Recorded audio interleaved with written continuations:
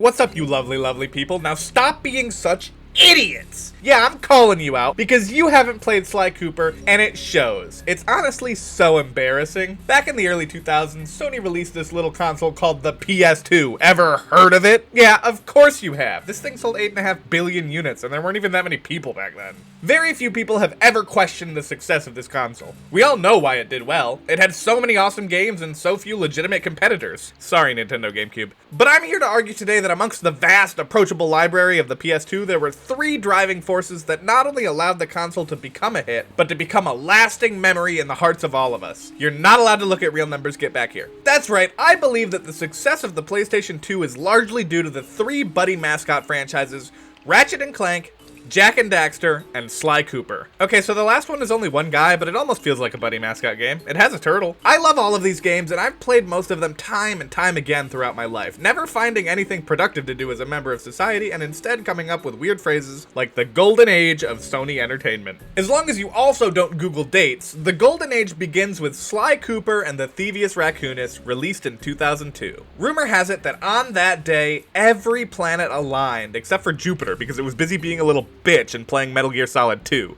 But for the rest of us, we had the affable, and effable if you catch my drift, Sly Cooper the Raccoon. And Bentley and Murray. For the most part, the original Sly game, while a bit different from the rest of the franchise, was a basic 3D platformer. There was a minor emphasis on stealth, but in a lot of segments you had gameplay extremely similar to something you might find in Spyro. You run around relatively linear stages, taking out bad guys, looting things, and eventually stealing the pages of the titular Thievius Raccoonus. See, Sly's unfortunate backstory is that everyone hates him and his family, and so they killed his parents and stole the pages of their long-standing family history book that details all of the secret thief moves they've passed down their family since the dawn of time. And while the plot seems a bit strange on the surface, it does a good job at tying pretty much everything together. It's a great motivator for Sly to become the master thief he wants to be, serves as some sort of trackable progress, and even gives a reason that you learn new moves between stages. The first game's gameplay is fairly basic, but it does execute well on what it sets out to do. You enter different levels to track down major villains' treasure keys, which serve as the only means to hunt them down and steal back your family book. Why do they all have a bunch of keys and padlocks on random parts of their hideout that just happen to work as alternate methods of reaching them? Anyway, most stages are pretty standard stealth platformers. Some have more emphasis on either stealth or platforming, and occasionally a level will have a unique gimmick to play around with, like this barrel that is impervious to gunshots. Along with those, we have the occasional minigame mission, which serves as a nice distraction from the main game. Although, at least for me, they tend to be way harder. I'm not bad, I swear. And with just that, there's nothing that stands out all too much for a platformer, especially as late as 2002. While the stealth elements were a nice addition, what really helps this game is just its pure, refined gameplay. The movement is smooth and easy to control, and Sly has a wide array of reasons to press the circle button along the adventure. Pressing circle allows you to do all sorts of thievery, like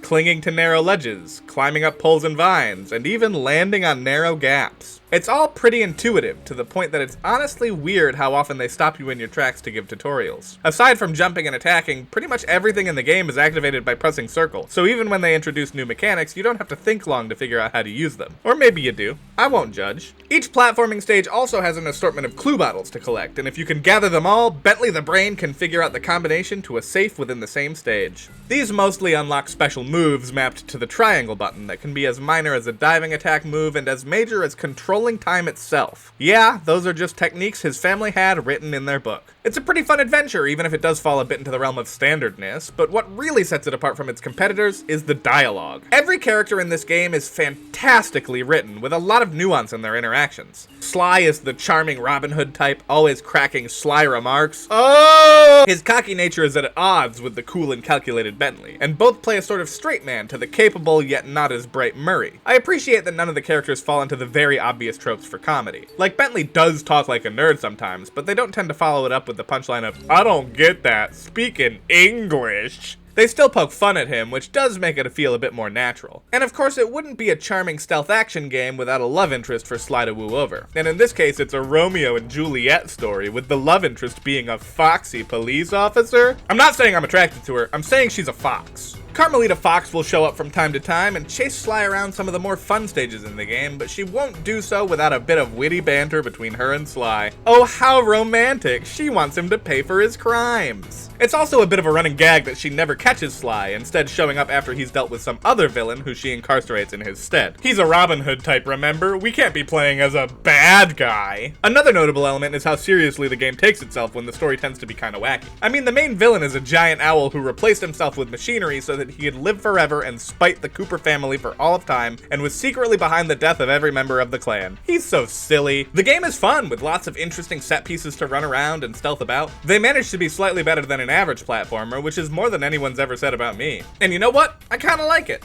I don't know if it's my favorite, but it is one of the easier ones to go back to and replay. Why might that be? If only this video was about the entire franchise, which it is, so sit down and shut up already. Sly 2 Band of Thieves would practically solidify everything about the franchise going forward. From this point on, they were making sequels directly to this style of game. As a whole, I would say that the Sly Cooper franchise took a step toward being an action movie. The dialogue was already straight out of a campy spy thriller, but now the gameplay matches it as well. Rather than going from level to level platforming through basic stages to collect stuff, this game has a much bigger emphasis on the stealth aspect as you roam entire cities and complete missions to further your big heist plans. The chapters even start out with reconnaissance missions where you have to gather intel about your target and the specific object you're there to steal, followed by these fun slideshows where Bentley gives the lowdown on everything you'll need to prep to take on the job. Speaking of which, Bentley and Murray are now both fully playable in this game. After scoping out the area, all three can be chosen to free roam, and they each have their own missions to complete using their particular skills. Sly is the only one capable of using most thief actions still, but the other two make up for it with their brains and their brawn. Bentley substitutes agility with gadgets, using sleep darts and explosives to tackle jobs and enemies, while Murray just tackles jobs and enemies. It really comes together in a very fun way without taking away from the gameplay at all. Anytime a more complex mission requires multiple characters, you won't need to do annoying treks back to the hideout to swap between the right guy for the job. Instead, it just plops you right in as whoever you're needed to be. The same goes for the heists at the end, which are always big, bombastic plans that involve all of the random prep you made along the way, and usually end up in a boss fight. But if I talk about those, I'd have to talk about the ones from Sly 1, and honestly, they're all just okay. No matter which character you're playing, the game excels in stealth and platforming, and it knows this. There are combat sections, although very minor, and aside from the bosses, they're usually executed pretty well despite the lackluster fighting system. But in order to avoid that, you have a whole lot of tools at your disposal. Since the hubs are a bit more open to exploration, there are also only as many optional safes to crack as there are chapters, instead of having one in every single mission. Instead, a lot of the power-ups are relegated to the new black market system. You can pick up random treasures from around the map, or pickpocket special enemies with glowing pockets, and then use that loot to buy fancy new gizmos for the gang. Some of these end up unused, especially once you find the 3 you like on each character, since that's how many buttons you can set them to, but the ones you do end up using are extremely helpful. Sly is the worst at combat, and so the smoke bomb and stealthy sprint and takedowns allow you to avoid it as much as possible. Bentley gets equipped with a bunch of different darts and bombs for the most part, and honestly, Murray doesn't really need gadgets. He's perfect the way he is. This also gives a value to the currency, at least until you run out of things to buy because you're an insatiable completionist who needs to have everything as early as you possibly can. The story isn't any less wild either. Somehow the mechanical parts of the owl from the first game have been collected and redistributed to a bunch of criminals in a group called the Claw Gang. Sometimes just a display of wealth, but other times they're being used to print money? How does that work? But yeah, even the pieces of the original game's mastermind are apparently useful for a lot of things, but Sly is afraid of their power falling into the wrong hands and wants to collect them before anyone else can.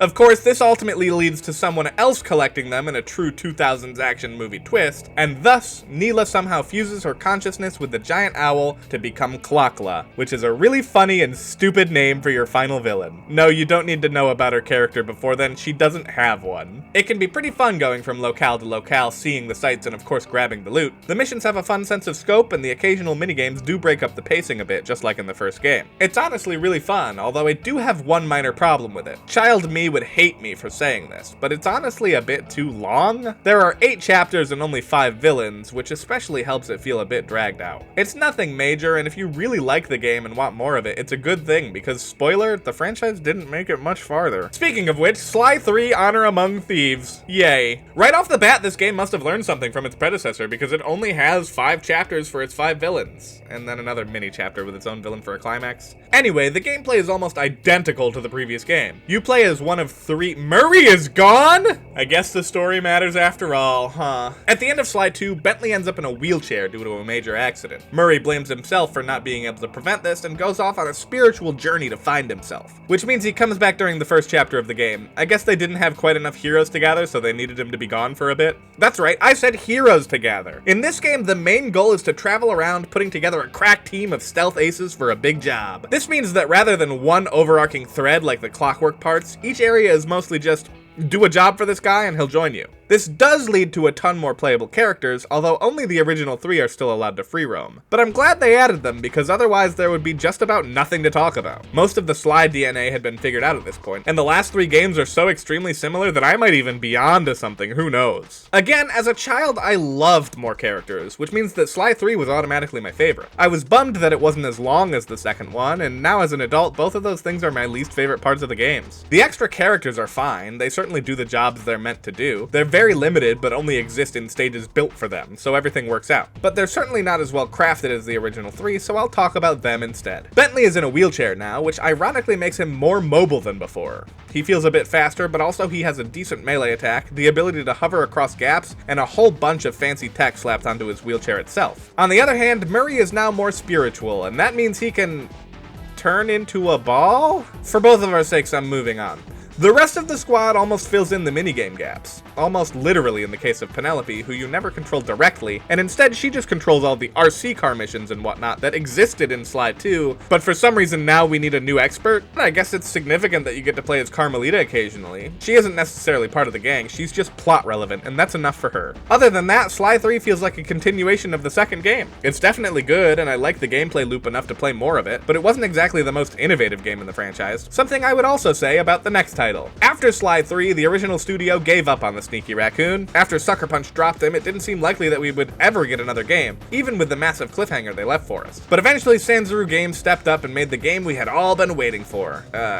Were we though? Sly 4's plot is kinda like Sly 1's plot if time travel were involved. At the end of the third game, Sly is faking amnesia so that he can spend time in a relationship with Carmelita that doesn't involve jail time. I don't think amnesia excuses crimes in the real world, but we'll roll with it. That is, until some weird stuff starts happening and he wants to steal again. He's found out by his foxy partner, that time I did mean it that way, at the same time as Bentley is realizing that someone is using time travel to fuck with Sly's family. Listen, not much makes sense about this one, but it's a fun excuse to travel through time and meet the ancestors that have been talked about since game 1. The biggest problem is that all these characters were pretty much just surface level jokes about raccoons throughout real history with names reminiscent of the era they came from. Also, somehow Sly's ancestors lived in Egypt and Japan and also the US, which are canonical places by the way. I know this is a fairy tale game, but it takes place in a regular Earth, except for everyone is a talking animal and somehow all of the same places exist, like the first game starts out in Paris. Anyway, I'm getting distracted. Would you believe me if I told you the fourth game was just more of the same but worse? Because at this point it probably shouldn't be all that surprising, and honestly it isn't that much worse. Instead of the band of ragtag criminals from game 3, each chapter has a different ancestor of Sly Cooper that is playable. This time they are allowed to free roam, but they play mostly like Sly, so it doesn't seem all that necessary. That's kind of the running theme of this game though, everything has just a little bit more unnecessary fat than before. Especially in this case, the same system of just controlling ancestors in certain missions would have been perfect, and the free roam maps are just a bit too large for their own good. I read somewhere that they are 3 times the size of the ones from Sly 2 and 3, which of course sounds great on paper. Unfortunately, paper doesn't have thumbs, and so it can't play fucking Sly Cooper, and be disappointed by how much needless running around you have to do to find these damn clue bottles. Other than that though, it's a fine game. There are a few more tools unlocked for specific situations, which does lead to a bit of backtracking, which feels even worse in the Sly Cooper model, but that's mostly it. The game isn't bad, it's just not as neat and polished as before. The story also leaves us with a cliffhanger in the form of Sly being lost in time and nobody knowing where he is, but it's been over a decade since this game released. I have a strong feeling nobody will be continuing that plotline. And maybe by this point I'm contradicting myself a bit. I mean, I did claim that this franchise was responsible for some of the highest highs of the PS2, but here's the thing. Nuh-uh. The Sly franchise on its own was great. I loved it, especially the PS2 games, but I think what really sold the PS2 was the combined success of all 3 franchises. There's some sort of invisible thread that joined the destiny of these 3, and I'm not saying it's PlayStation Move Heroes, but it could have been. But the early days of the PS2 were certainly a great time for wacky mascot platformers, and this certainly isn't the last you'll see of me. Be warned, for in your future I see 2 more videos to really milk this content without making it super long, but also so I can be lazy after and release a video that's just a combined hour-long video on all 3 franchises. So if you made it this far, consider subscribing, especially if you want to see this trilogy through to the end. And if you want to waste more time, I have a long video right here about another Sony legend, Spyro the Dragon. I mean, I won't judge. I've been watching YouTube the entire time you watch this video.